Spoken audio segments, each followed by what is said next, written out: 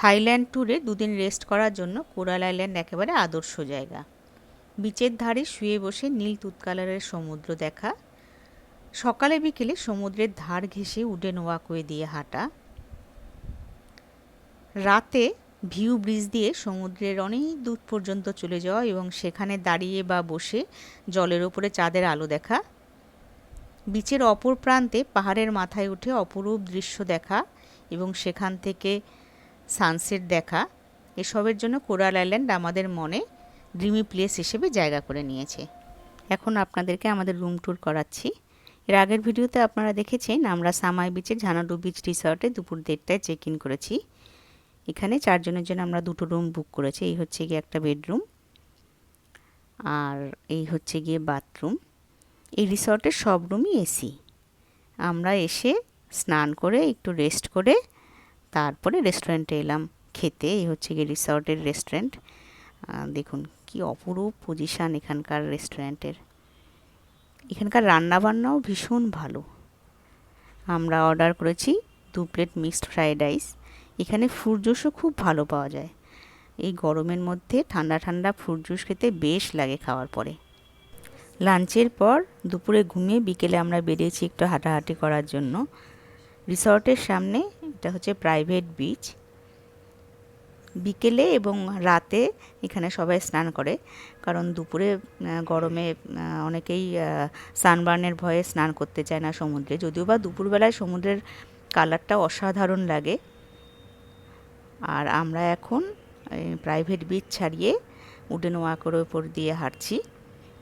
Wooden walkway সমুদ্রের ধার ঘেঁষে গেছে। এক পাশে পাহাড় আর এক পাশে এরকম সমুদ্র, তলা দিয়ে সমুদ্রের জল আসছে। দারুণ লাগে সকালে বিকেলে এখানে হাঁটতে। দেখুন ছোট্ট বাচ্চাটিও কি এনজয় করছে। উডেন ওয়াকওয়ে শেষ হওয়ার পরে এরকম পাথরে পাথরে জায়গা শুরু হয়েছে।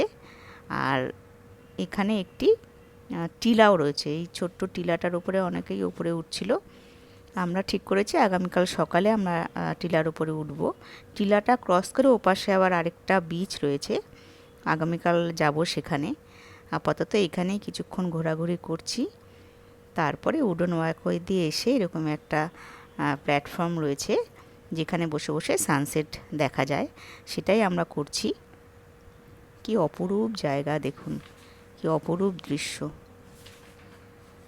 এরপরে আমরা ভিউ ব্রিজে এলাম। এটা আমাদের রিসর্টের একদম সামনেই রয়েছে। ভিউ ব্রিজ দিয়ে হাঁটতেও বেশ লাগে। ভিউ ব্রিজের দুপাশে প্রচুর মাছও দেখা যায়। এই দেখুন এখানে দাঁড়িয়ে আমরা কীরকম এখন চাঁদ দেখছি। চাঁদের আলো সমুদ্রের জলের উপরে পড়েছে আর কি অসাধারণ লাগছে। জ্যোৎস্না রাত্রে এরকমভাবে দাঁড়িয়ে বসে থাকতে এই প্ল্যাটফর্মে দারুণ লাগে। এখানে একদম ভিউ ব্রিজের মাথায় এরকম চওড়া জায়গা রয়েছে। আর এই পাশটা দেখুন, ওপাশে চাঁদ উঠেছে, এই পাশে আকাশের কালার। আর তারপরে আমরা স্নান করতে নেমেছি। আমি নামিনি, টুকাই এবং ওর বাবা স্নান করছে। স্নান করার পরে আমরা রেস্টুরেন্টে এলাম খেতে। তবে এবারে রিসর্টের রেস্টুরেন্টে নয়, পাশে আরেকটা রেস্টুরেন্ট আছে সেখানে এলাম। এই রেস্টুরেন্টটা একদম সমুদ্রের ধারে। এখানে বসে বসে সমুদ্রের ঢেউয়ের আওয়াজ পাওয়া যাচ্ছে।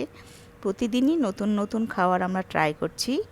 এই রেস্টুরেন্টেও এসছি যে এখানে কীরকম খাবার দেখি সেটাও একটু টেস্ট করি। টুকাই যে খাবারটা খাচ্ছে সেটা কোকোনাট মিল্কের মধ্যে চিকেন দেওয়া, টক টক খেতে এবং বেশ ভালো লাগছিলো। গরমের মধ্যে এরকম টক টক এবং ঠান্ডা ঠান্ডা জুস খেতে বেশ ভালো লাগে। নানা ধরনের ফ্রুট জুস পাওয়া যায় প্রতিটি রেস্টুরেন্টে এবং বেশ লাগে খেতে। খাওয়ার পরে আমরা আবার বিচের ধারে ঘোরাঘুরি করছি। আগামীকাল আমরা এখানে কি কি করেছি সেগুলো সবই আপনাদের দেখাবো পরের ভিডিওতে। সঙ্গে থাকুন আপনারা। নমস্কার।